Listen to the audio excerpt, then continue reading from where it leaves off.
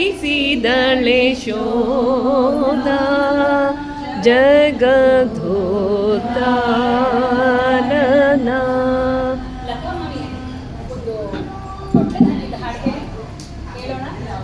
ವೈಶಾಖ ಶುದ್ಧ ಷಷ್ಠಿಯ ದಿವಸದಲ್ಲಿ ಕಾಂತಿಮತಿಯ ಗರ್ಭಾಂಬುದಿಯಲ್ಲಿ ಜನಿಸಿತು ಗಂಡು ಮಗುವೊಂದು ಸ್ಫುರದ್ರೂಪಿಯಾಗಿತ್ತು. ಶ್ರೀಕೇಶವಾಚಾರ್ಯರ ಸುತನಿಗೆ ಮಾಡಿದರು ನಾಮಕರಣವನ್ನು. ಇಟ್ಟರು ರಾಮಾನುಜ ಎಂಬ ಹೆಸರನ್ನು. ಇಟ್ಟರು ರಾಮಾನುಜ ಹೆಸರನ್ನು. ಜೋ ಜೋ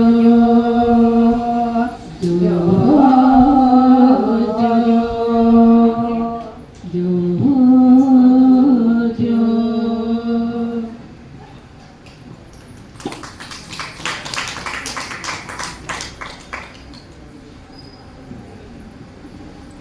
ಎಷ್ಟು ಸಂಭ್ರಮದಿಂದ ತೊಟ್ಟಿಲು ಶಾಸ್ತ್ರ ನಾಮಕರಣ ಎಲ್ಲ ನಡೆಯಿತು. ಈಗ ಬಾಲಕ ಶ್ರೀರಾಮನಂತೆ ಬೆಳೆದು ಒಂದು 10 ವರ್ಷ ಪ್ರಾಯದವನಾಗಿದ್ದಾನೆ. ಇವಾಗ ಅವನನ್ನ ಗುರುಕುಲಕ್ಕೆ ಕಳಿಸ್ಬೇಕು. ಅವನ ಸೋದರ ಮಾವನೇನೆ ಮೊದಲನೇ ಗುರು. ಈಗ ನೋಡೋಣ. ನೀವು ತಿರುಪತಿಗೆ ಹೋದರೆ ದೇವಸ್ಥಾನದ ಲೆಫ್ಟ್ ಸೈಡಲ್ಲಿ ಪ್ರದರ್ಶನ ಬರ್ತಿರಲಿಲ್ಲ, ಆವಾಗಲೇ ಬರುತ್ತೆ. ತಿರುಮಲೈ ನಂಬಿ ಅಂತ ಅವರ ಸೋದರ ಮಾವ ಮೊದಲನೇ ಗುರು. ನಾನೀಗ ಪಾಠ ಹೇಳ್ಕೊಡ್ತೀನಿ, ಸರಿಯಾಗಿ ಗೊತ್ತಾಗ್ತಾ ಕೂತ್ಕೋ.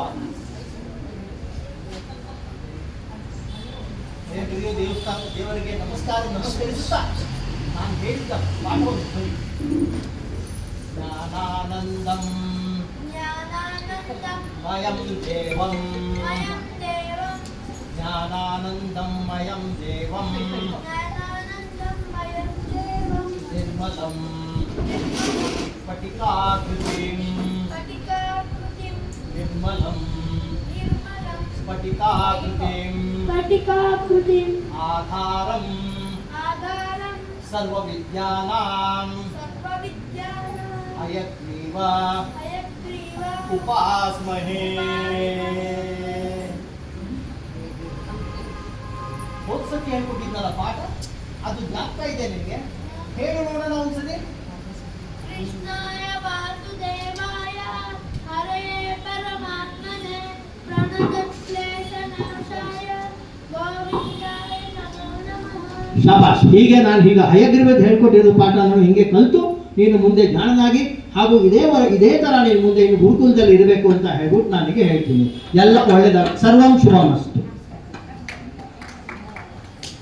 ಸರ್ವವಿದ್ಯಾ ಸಂಪತ್ತಿಗೆ.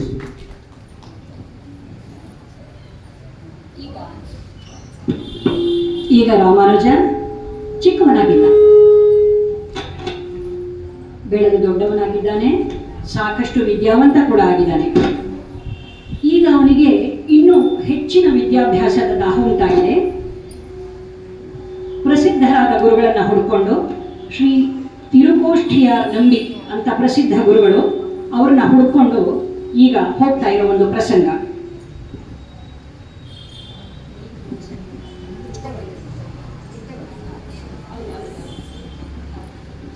ನಾನು ಶ್ರೀರಂಗಂನಿಂದ ತಿರುಕೋಷ್ಠಿಗೆ ಒಬ್ಬ ಪ್ರಬುದ್ಧ ಗುರುಗಳನ್ನು ಹುಡುಕೊಂಡು ಬರ್ತಾ ಇದ್ದೆ.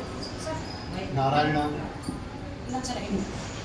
ನಾನು ಶ್ರೀರಂಗಂನಿಂದ ತಿರುಕೋಷ್ಠಿಗೆ ಪ್ರಬುದ್ಧ ಗುರುಗಳನ್ನು ಹುಡುಕೊಂಡು ಬರ್ತಾ ಇದ್ದೀನಿ. ಇಲ್ಲಾದರೂ ಒಬ್ಬ ಗುರುಗಳನ್ನ ಕಳಿಸು ನಾರಾಯಣ. ಸ್ವಾಮಿ, ಇಲ್ಲಿ ತಿರುಕೋಷ್ಠಿಯಾರ್ ನಂಬಿಯವ್ರ ಮನೆ ಇದ್ದಿದೆ ಗೊತ್ತಾ? ಎಲ್ಲಿದೆ? ಗುರುಗಳಿದ್ದಾರೆ. ಯಾರಿಗಾರು ನಿಮಗೆ ಗೊತ್ತಾ? ತಿರುಕೋಷ್ಠಿಯಾರ್ ನಂಬಿ ಗುರುಗಳು